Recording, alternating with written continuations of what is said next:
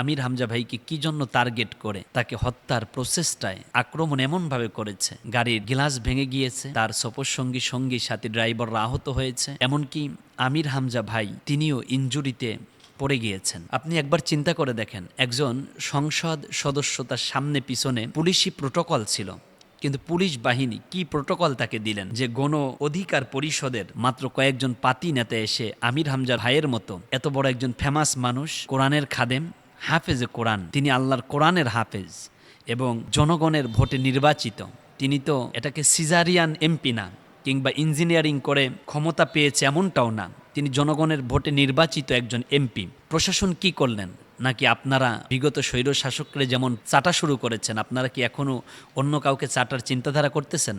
মনে রাখবেন, প্রশাসন কোনো রাজনৈতিক নেতৃবৃন্দের না, প্রশাসন জনগণের ট্যাক্সের টাকায় প্রশাসনের বেতন ভাতা হয়, আপনার পরিবার, আপনার সন্তান খেয়ে পরে বেঁচে থাকে।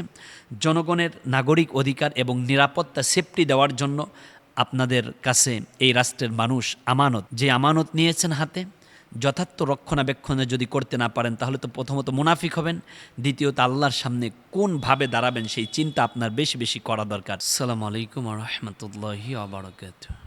ইন্নাল হামদুলিল্লাহ ওয়াসসালাতু ওয়াসসালামু আলা রাসূলিল্লাহ মাল্লা নাবিয়্যা বাদা। এই দেশ ও জাতির আলোকিত সূর্য সন্তান, মুফাসসিরে কোরআন, বিদগ্ধ আলেমে দ্বীন, বিশিষ্ট ইসলামী চিন্তাবিদ, ৫৬,০০০ বর্গ মাইলে ছোট্ট সোনার বাংলাদেশে যার কণ্ঠে মানুষ কোরআনের তাফসির শুনে কিছুটা হলেও মারহুম মাগফুর আল্লামা দিলাওয়ার হুসাইন সাইদি রহিমাহুল্লার খোরাক পেয়ে থাকেন, ঐতিহ্যবাহী কুষ্টিয়া জেলার কৃতি সন্তান, হাজারো গুণ সমৃদ্ধ একজন আলেমের দিন, হাজারো গুণ দিয়ে আল্লামার এই ভাইটিকে ধন্য করেছেন মুফতি আমির হামজা, মাজলুম আলেমের দিন।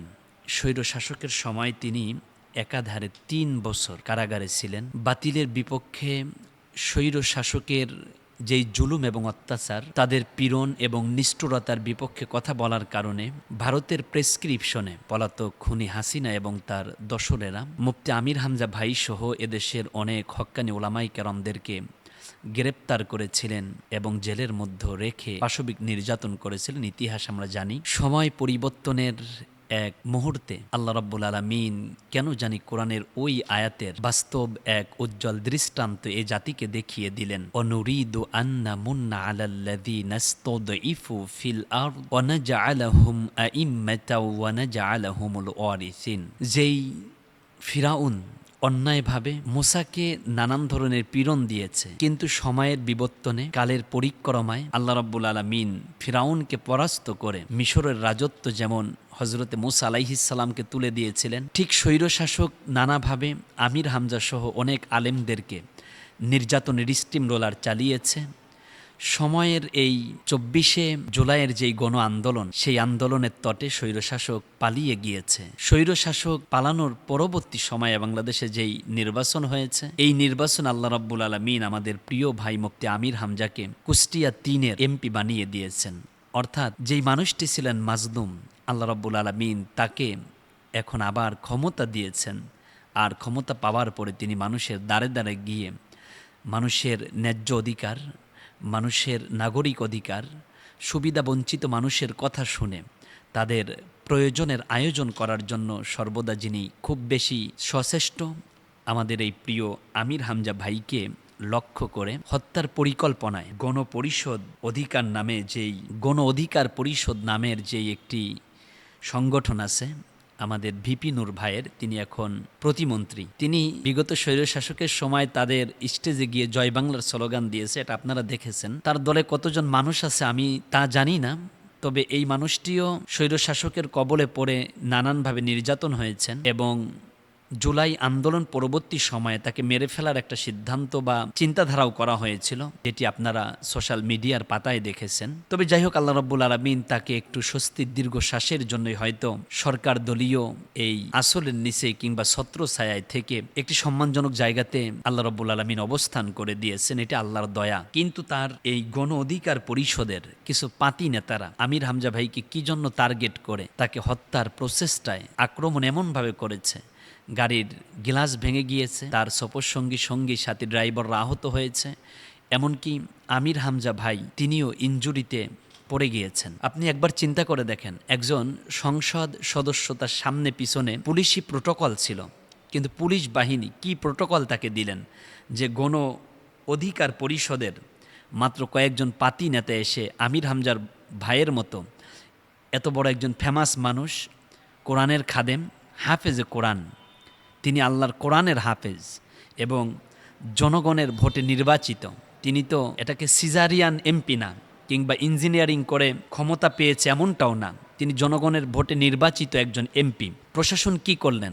নাকি আপনারা বিগত স্বৈর শাসকরা যেমন চাটা শুরু করেছেন, আপনারা কি এখনও অন্য কাউকে চাটার চিন্তাধারা করতেছেন? মনে রাখবেন, প্রশাসন কোনো রাজনৈতিক নেতৃবৃন্দের না, প্রশাসন জনগণের ট্যাক্সের টাকায় প্রশাসনের বেতন ভাতা হয়, আপনার পরিবার, আপনার সন্তান খেয়ে পরে বেঁচে থাকে। জনগণের নাগরিক অধিকার এবং নিরাপত্তা সেফটি দেওয়ার জন্য আপনাদের কাছে এই রাষ্ট্রের মানুষ আমানত, যে আমানত নিয়েছেন হাতে, যথার্থ রক্ষণাবেক্ষণে যদি করতে না পারেন তাহলে তো প্রথমত মুনাফিক হবেন, দ্বিতীয়ত আল্লাহর সামনে কোনভাবে দাঁড়াবেন সেই চিন্তা আপনার বেশি বেশি করা দরকার। আমাদের মুফতি আমির হামজা ভাই, তিনি আহত হয়েছেন, ভাইয়ের জন্য দোয়া করছে আল্লাহ যেন পূর্ণ সুস্থতা দান করেন। তবে আমি মনে করি যে বিএনপির যেই প্রধানমন্ত্রী জনাব তারেক রহমান রয়েছেন এবং মন্ত্রী ক্যাবিনেটে যারা রয়েছেন, আমি আপনাদেরকে বলবো যে আপনাদের সাথে সমঝোতা করা কিংবা জোট করা ছোট্ট এই দল গণ অধিকার পরিষদ, তাদের কত হাজার কর্মী বা নেতা আছে আমি নিজেও জানি না, তবে আপনারা তাদেরকে আশ্রয় দিয়েছেন, তারাও মাজলুম ছিল, তাদেরকে আশ্রয় দেওয়ার কারণে আপনাদেরকে ধন্যবাদ। কিন্তু জুলাই আন্দোলন পরবর্তী বাংলাদেশে এই ছোট্ট একটি দল, সর্ববৃহৎ একটি শহীদি কাফেলা, বাংলাদেশ জামায়াতে ইসলাম মনোনীত এমপি আমাদের মুফতি আমির হামজা ভাইকে টার্গেট করে তাকে হত্যার প্রচেষ্টা যারা চালিয়েছে, এরকম দল এবং ওই দলের নেতাকর্মী যারা, তাদেরকে আপনারা কোনোভাবেই আপনাদের দলে জায়গা দিবেন না। আর যদি কোনোভাবে আপনারা এদেরকে লালন করেন বা যতন করেন, তাহলে এর খেসারত আপনাদেরকে দিতে হবে। আর শহীদি কাফেলা বাংলাদেশ জামাতে ইসলামীর ঊর্ধ্বতন নেতৃবৃন্দ, আপনাদেরকে বলবো আপনারা আরও একটু শক্ত হন। কারণ কেউ যদি আপনাকে ইট মারে, ওই ইট খাবেন, সহ্য করবেন, এটা কি ইসলাম শিখায়? বরং ইট যদি কেউ মারে তাহলে তাকে পাটকেল দেওয়ার মতো একটি মনোভাব যদি আপনার থাকে এবং সেই ক্যাপাবিলিটি আপনার যদি থাকে, তাহলে অন্যরা আপনাকে দেখে ভয় পাবে। বরং আপনারা যদি রাজনীতি করেন তাহলে শুধু আঙ্গুর খাওয়ার রাজনীতি করবেন না, প্রয়োজনে এমন হবে কেউ ইট মারছে, আপনি পাটকেল মারার জন্য দাঁড়িয়ে যাবেন। দেখবেন বাংলাদেশের শহীদি কাফেলার নেতৃবৃন্দু থেকে শুরু করে সাধারণ কর্মীদের দিকে চোখ রাঙিয়ে কথা বলার দুঃসাহস অন্য কেউ পাবে না। মুফতি আমির হামজা ভাই, আমি আপনাকে বলবো আপনি আরও বেশি নিজের ব্যাপারে খেয়াল রাখুন। প্রয়োজনে আপনি রাষ্ট্রের আইন মেনে আপনি আপনার যে অস্ত্রের যে একটি নিবন্ধন আছে, আপনি এটির মাধ্যমে আপনি গানম্যান সাথে রাখুন এবং আপনি কথাবার্তা বলার ব্যাপার আরও সচেতনতা নিয়েই কথা বলুন। কারণ যেহেতু জাতির নেতৃত্ব আপনার কাছে, আপনি কথা বলবেন হিসাব করে, সামনে পিছনে ডানে বামে অনেক ক্যামেরা থাকে, আবেগ আপ্লুত হয়ে অনেক সময় কথা বলে ফেলেন, এ কথাগুলো এক্সপান্স করা দরকার। আল্লাহ আপনাকে রহম করুন, সমৃদ্ধতা দিন। আমির হামজার মতো হাফেজে কোরআন আলেমদের উপরে আল্লাহ রাব্বুল আলামিন যেন রহম করেন, আমিন। আসসালামু আলাইকুম ওয়া রাহমাতুল্লাহি ওয়া বারাকাতুহু।